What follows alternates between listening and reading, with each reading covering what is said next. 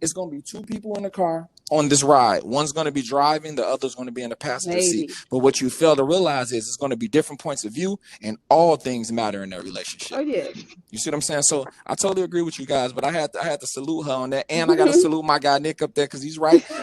Now, as men, you need to take care of your responsibilities. Hold your household down. Yes. You bust your ass to get what you need for your family, but at the same token, be open with your partner, your teammate, whether it's a co-parent or a parent that's in the house with you. You got to have open dialogue and let them know, yo, I want to do this. I'm trying to do that, but know your star player too. If you know he's full of shit, man, cut it out. Go get a job. But Nick's right too. You gotta, like I said, you gotta hold it down and be a man of your joint. So I agree with both of them. But yeah, I salute that. Yes, definitely. Basically, be real with yourself and call them out on it. As Snoop said, don't bullshit yourself. Don't bullshit yourself. Yeah. Right. Yeah. Okay, I'm with it. Yes, thank you guys for your opinion on that. Yes, well, y'all opened my eyes, so this has been great. Okay, so Nick, your next question is: could you consider asking someone to marry you if you have never lived with them, and why? Hell no. Hell no.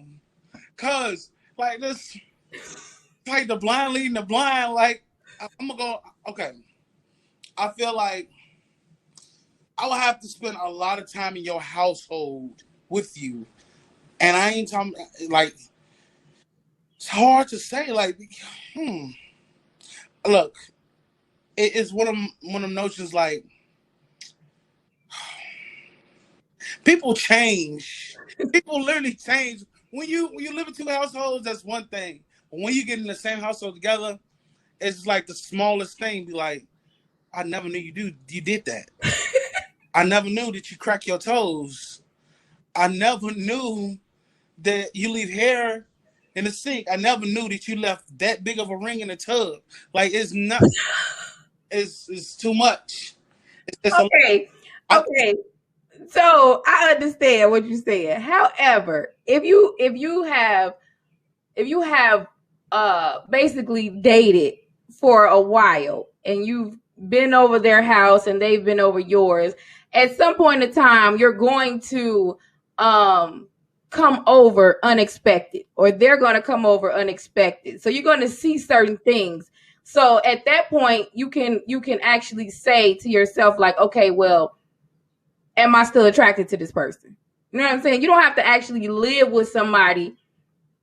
That should be a disclaimer, a trial period or something like that. You know, you have the AOL's trial disc. You need one of those, because, man. Okay, so you need a trial period because you just ain't going.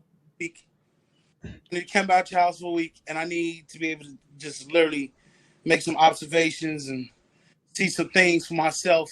Set up a few cameras because I need to know. Not cameras. Okay, Jennifer is actually giving me a whole lot of head shake. Okay, Miss Jennifer, what do you think about this? Would you ever would you allow someone to ask you to marry them if you hadn't lived with them? Yes. We see on TV every day how people are doing that. 90-Day Fiance, Married at First Sight. Them people don't know each other. They just get married and doing it. So you would be okay with that? I would be okay with it. I really would. I would actually do Married at First Sight myself. I really would.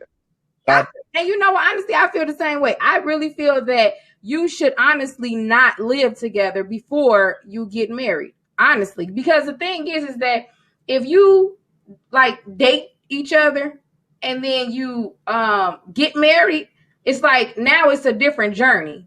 Because before you were in a relationship with someone and you were playing house and playing marriage, like you were cooking and cleaning and they were providing and making sure everything is good. And then now that you're married, you're at the same way. It's just that it's on paper and you probably do a little bit more, you know what I'm saying, considering the personality or whatever. But me personally, I feel like it goes a long way. What you say, Nick? Personality goes a long way. Personality. Okay, so you might be right. I just feel I got a okay. So everyone it wants to chime in. Okay, so Miss Mosley, tell me, you said you did a whole lot of motions. What's your take? I call it the secretary. So when you meet somebody, they're always putting on the best face. They're always looking good. You come through, they smelling good. They house smelling good.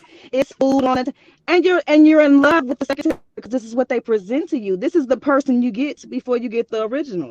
This is who. This is just a message. This is what I'm capable of. But then I get in there and I find out that you don't cook. You bought it all, or you don't wash your clothes and you don't change your sheets, or I haven't seen your underwear when you take them off. That matters. That matters. I cannot live with someone I do not know how they are alone. I need to see you in action, or I need to make sure we're not too headstrong. If I'm going to cook, I don't want to have to fight you over my kitchen.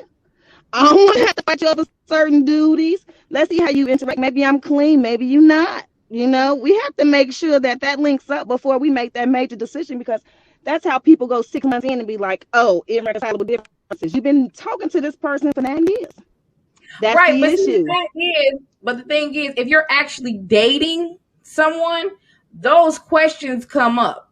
Situations come up. You cannot seriously tell me that if you've dated somebody for a whole year, you have had no conversation with them about certain things that come up.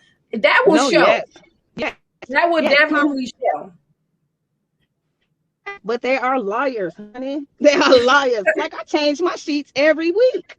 And then you get there and they ain't changed. I really do think that you get to see a person in their true self when they safe. And their safest place is home. When they're in their safety zone, you might see they don't get dressed. Say, he ain't showered today. That might be a problem.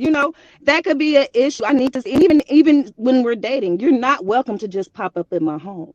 So now that I know you're on the way, oh, baby, gonna vacuum. I'm gonna Windex. I might dust a few things because I'm trying to present myself in a certain manner. You know what I'm saying? Not saying that's how I am all the time, but every time you get here, that's what it's like. So I don't want you, once you get set to believe in that secretary or believe in what you see, which is just a cloud of smoke. Once that's all cleared, you realize, hey, this person don't really talk. This person isn't really, because you're realizing things in the safety zone. Okay, Mr. Fred, he's doing when I the say finger. I'm dying, like let me for the ladies on the phone, I just got 2 questions. How long did it take you to actually use the bathroom in front of your husbands or boyfriends, right?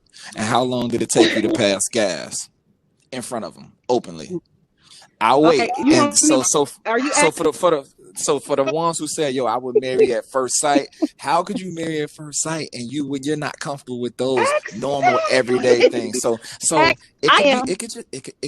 with you. It could just be me, but those are the small little nuances to think about, right? I guess, right. And from my point of view, it's like, yo, I'm not marrying nobody I haven't lived with, because like she said, you show up for this job, you get the job, and then we found out you're really lazy after 90 days. Once you get your benefits, right? Once you get your benefits, your medical kick in, your dental kick in, you like, yeah, I got this. This is a breeze. And I'm good. I'm going to go with my boy Nick with the hell no. For 2, Alex. Hell no for 2, Alex. Okay. Well, it seems like me and Jan are the only ones that would actually we are the only ones that would actually marry someone if we had live with. I just feel like it's just some more excitement. However, people just like, no, that part cannot be exciting because that's a lifelong decision and we is not trialing that out. So thank you, Mr. Nick. I'm going to slide you backstage, and we are going to have our next panelist up. I appreciate you, sir. Oh, before we go, what is your website again where people can reach you? Everything is 88 Shades across all platforms.